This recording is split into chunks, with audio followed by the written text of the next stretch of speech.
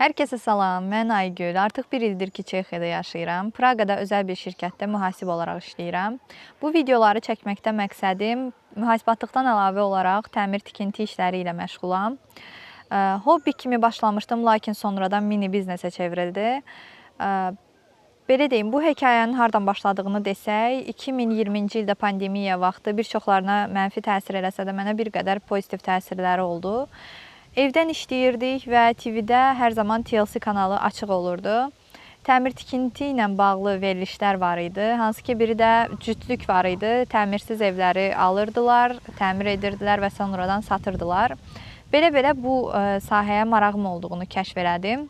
Elə oldu ki, bir neçə ay sonra mən Bayıldan 40 kvadratlıq ipoteka ilə bir ev aldım. Və həmin evin təmiri zövqümcə olmadığına görə mən oranı təmir elətdirmək qərarına gəldim.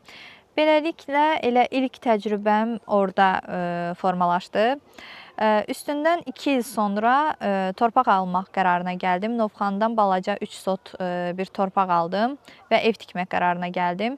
Əslində məqsədim onlar kimi mənzil alıb, təmirsiz mənzil alıb təmir elətdirmək idi. Ancaq büdcəm ona uyğun olmadığına görə torpaq alıb yavaş-yavaş ev tikərəm deyə düşündüm. Bir ilimi sərf elədim, çox çətin oldu. Onsuz da Azərbaycanda bu işləri görmək çətindir, hələ ki qadınsansa. Amma mən bunu bacardım, başa çatdırdım, ona görə heç peşman deyiləm və edə biləcəyimi gördüm. Belə deyim, əslində hədəflərimə 50% elə bundan sonra çatmış oldum, Novxanını bitirdikdən sonra. Çünki Novxanını satıb mənzil aldım. Və 2022-ci ildə başlayan işlər hələ də 2025-ci ildə köçməyimə baxmayaraq davam eləyir. Uzaqdan bu işləri idarə etməsinin çox çətin olduğunu düşünürdüm. Yenə də çətindir, amma Bakıda artıq formalaşmış bir komanda var. Hansı ki, məsələn, materialları video kolla seçirəm və s. Bu cür biz bunu idarə eləyirik. Bu videoları da çəkməkdə məqsədim başda dediyim kimi, bəlkə kimsə öz evini təmir elətdirmək istəyir, bəlkə kimsə sıfırdan inşa elətdirmək istəyir və 3-4 ildə yığdığım təcrübəni sizlərlə bölüşməkdir.